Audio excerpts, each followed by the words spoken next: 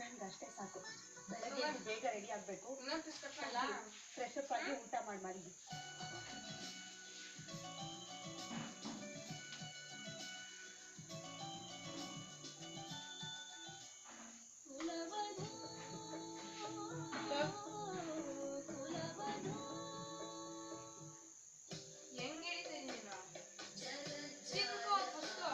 ಕಾಡಿದೆ ದೇವರ ಹಾಡು, ಹಾಡಿನ ಜಾಡು ಹಿಡಿದು ಆದ್ರೆ ತಾತಂಗೆ ಕಾಡಿದೆ ಆತಂಕ. ವಿಷ್ಣು ಸ್ತೋತ್ರ ಪದ್ಮಾವತಿ ಭಕ್ತಿಗೆ ಯಾಕೆ ಕೇಳಿಸ್ತು? ಏನಿದ್ರ ಅರ್ಥ?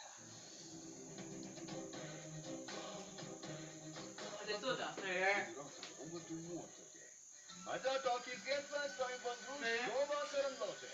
ಕಾಲೇಜಲ್ಲಿ ನೀವು ಹೇಗಿದ್ರಿ? ಕಾಲೇಜ್ ಹೋಗಿದ್ದೆ. ಏನೇನ್ ಕಿತಾಪತಿ ಮಾಡ್ಬೋದು ಅದೆಲ್ಲ ಮಾಡಿದೀನಿ. ಕಾಲೇಜಿಗೆ ಬಂದಾಗ ನಿಮ್ಗೆ 2 ಲವ್ ಲೆಟರ್ ಬಂದಿತ್ತು. ನಿಂಗೆ ಗೊತ್ತಾಯ್ತು?